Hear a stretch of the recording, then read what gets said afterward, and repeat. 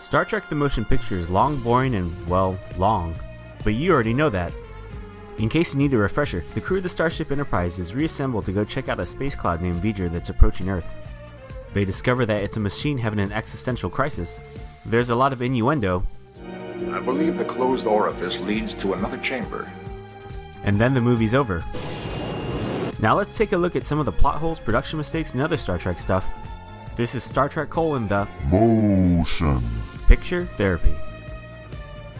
V'ger absorbs some Klingons in Epsilon 9. Then Admiral Kirk is assigned the mission.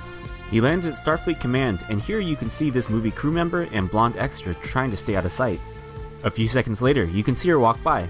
And because Gene Roddenberry had creative input on this movie, you know you're going to get future dudes in skirts. Cause in the 23rd century, it ain't no thing. 24th century too. Here Spock looks towards the sky and squints. Then the reverse shot reveals he's looking at the night sky. I see moons too.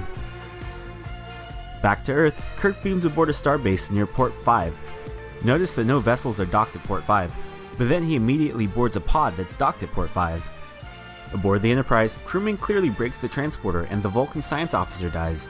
Cleary, put a new backup sensor into the unit. Aye, sir. It's all your fault, Clearly. Commander Sonak, we hardly knew thee. Kirk says he still wants a Vulcan as a science officer. I'd still like a Vulcan there, boss. None available, Captain. Well, he's got options because these Vulcan crew members can be seen during the mission briefing. The Enterprise is dispatched to intercept V'ger because it's the only starship within range. The only starship in interception range is the Enterprise. Enterprise is the only Federation starship that stands in its way. Didn't V'ger pass through Klingon space and a deep space communications array? So there were no Federation ships available between Earth and Klingon space. Dr. McCoy beams aboard because we totally have faith that Clearly repaired the transporters after killing 2 people earlier in the day. Bones demands a new nurse because Nurse Chapel is now Dr. Chapel. I hear Chapel's an MD now. Well, I'm going to need a top nurse. Why? I don't know. It's not like she's still aboard the Enterprise or anything. Later, the Enterprise intercepts V'ger. It's 82 AUs in diameter.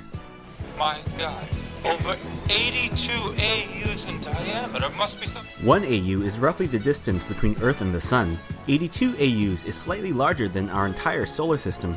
Think about size and gravity, and what would happen once it reached Earth. Spock catches up and boards the Enterprise through a docking port on top of the ship directly behind the bridge. Chekhov greets him. But then he's arriving on the bridge through a turbolift even though he's on the same deck. Chekhov was also on the turbolift with him, but he must have been standing in the corner because we don't see him when the turbolift doors open. Here you see Chekhov walking from the turbolift. It's not a mistake, just kinda weird. When the ship's navigator, Lieutenant Ilea, is killed, the Enterprise's alarm says,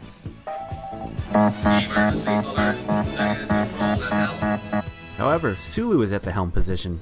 Ilea was the navigator. V'ger sends a probe that looks like Ilea. She breaks a hole in the wall, but the edges are bent the wrong direction, since she was in the other room. They let a 5th grader do these matte paintings. V'ger turns out to be Voyager 6 who's returning home. Turns out all it wanted was a big hug. Back aboard the Enterprise, Spock and Bones have swapped jackets. Kirk is also wearing a different uniform. Scotty says they can have Spock back on Vulcan in 4 days. We can have you back on Vulcan in 4 days, Mr. Spock. That trip only took 40 minutes in Star Trek 2009. Now the movie's over, and even though the mission is complete and they're orbiting Earth, Kirk says screw it, and the Enterprise warps away while still in the solar system. Early in the movie, they were very cautious about not doing that. They must now risk engaging warp drive while still within the solar system. I hope you've gotten all the Kirk unit you can handle. Kirk unit! Kirk unit! Kirk unit! Kirk unit! Not Decker unit. Like and subscribe for more videos, and thanks for watching, nerd.